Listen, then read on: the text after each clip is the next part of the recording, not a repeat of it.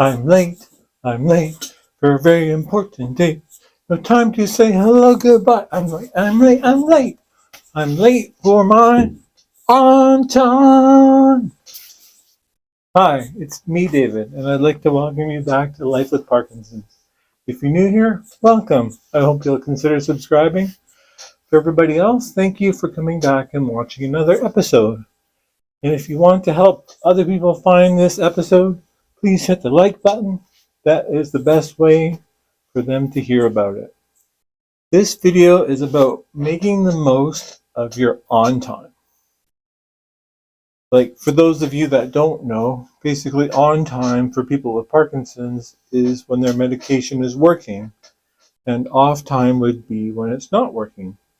So when it's working, you could probably do cartwheels. Well, maybe not everybody. Jumping jacks, vacuum the house. But when you hit your off time, sometimes it feels like I'm just lucky to be able to get a cup of coffee. And sometimes I can't even do that. There is a dramatic shift sometimes between on and off. It can feel like the tide coming in and the tide going out. Basically, when the tide's coming in, you're going on. And when the tide's going out, you're off.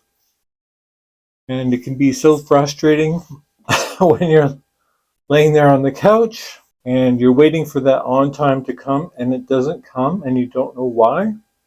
It can be incredibly frustrating. And that basically leads me to my first point. Try and reduce the triggers that cause your off time. Those triggers can include, for me anyhow, caffeine, sugar, alcohol. And hang on a second here. I'm not trying to reduce all the fun in your life, because I know I've only mentioned things that seem fun, but with Parkinson's, I've discovered for myself anyhow, they aren't so fun. So I stay away from anything that can trigger my on time. Stress, lack of sleep, and another big one, anxiety.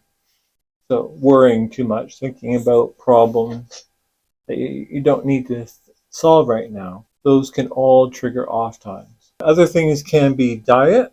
One day I had fish and chips a couple months ago and I went off for a long time. Like all that deep fried food, it just plugs up my system. My medication can't get through. It's incredibly frustrating. Yeah, other processed foods, fast foods. Now I'm just on basically meat and vegetable diet, not too much starch. And that seems to be really good for me. Did you ever see that movie Finding Nemo when the seagulls are yelling, mine, mine, mine, mine, and they're trying to eat Nemo on the dock? Like, basically that's how I've gotten to be with my on time. Like, my on time is my time. Like, I don't want to frivolously there we go, give it away, because it's precious to me. My precious. Gollum from Lord of the Rings. My precious on time. Like, it really is, because when it comes, finally, I don't want to waste it. I want to get the most out of it. And that really brings me to my second point.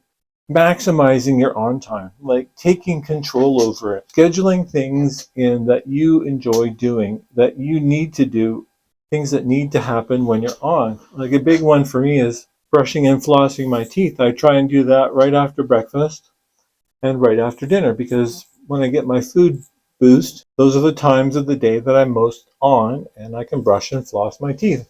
And why is that important? Because Parkinson's seems to bring on a lot of dental problems. So I'm tired of getting fillings and cavities. And now that I didn't have any cavities on my last dentist appointment, I get to go get some fillings repaired that crack. Yay, Parkinson's. When those on times come, you need to be ready to get your stuff done. House cleaning, visiting, phone calls, dealing with the bank, because you don't want to deal with the bank when you're off, because then you've got the brain fog. Well, I do anyhow. I don't want to make any decisions when I'm off.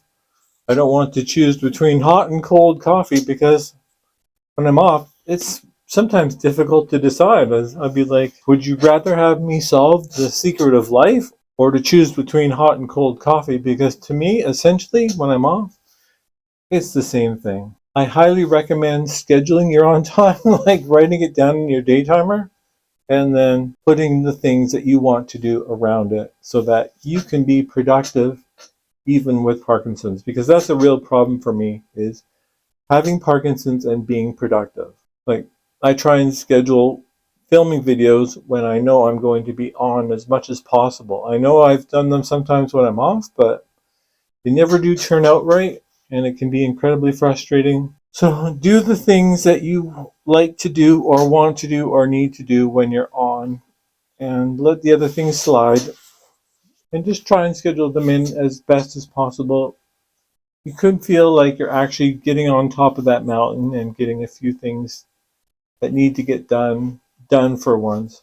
Believe me, I know how it feels. And if you haven't felt that on and off switch yet, and you've just been recently diagnosed, it's good to follow along here, because this will affect you someday. Unfortunately, I hate to say. I think everyone's going to get that on and off time. It's just we need to know how to deal with it and prepare ahead of time as best we can.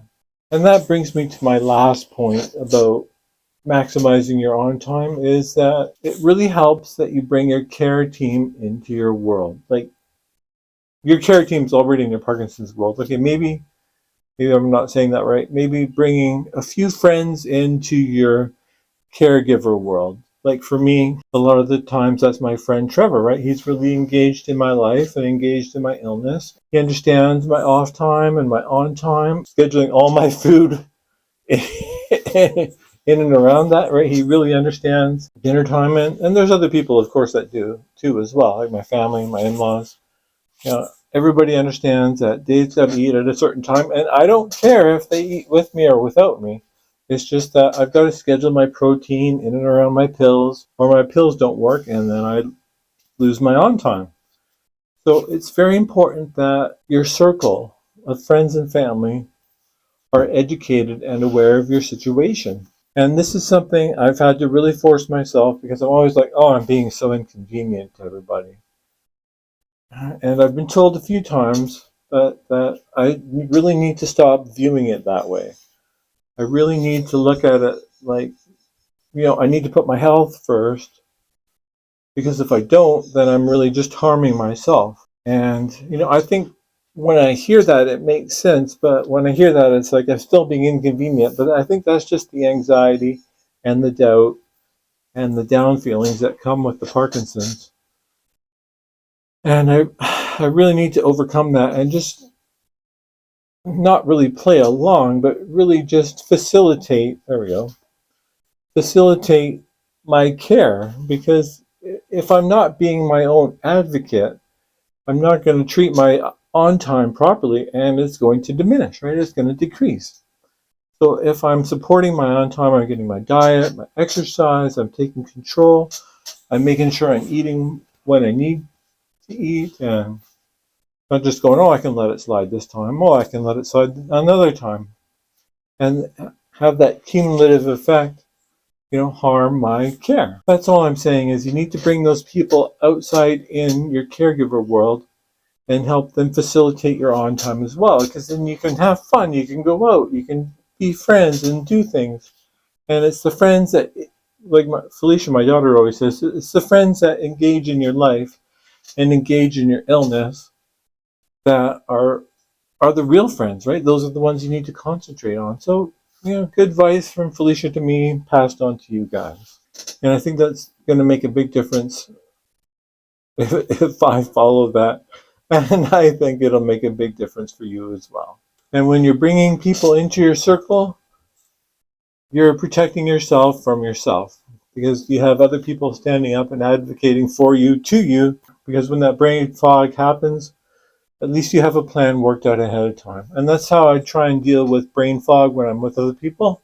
I just tell them around this time this might happen, so if it does, just refocus me onto the main task, because the best thing I can do is protect myself from myself. Another point that goes along with this is that what can we do to extend our on time? Now, I believe there are a number of ways that we can extend our on time. Extend our on time: diet, exercise, medication. Right there, if something's not working, you can always get a medication that will extend your on time. Obviously, talk to your doctor and your care team about that, because everyone's situation is different, and honestly, I can't advise on any medication. And also, taking a nap helps extend your on time as well, I found.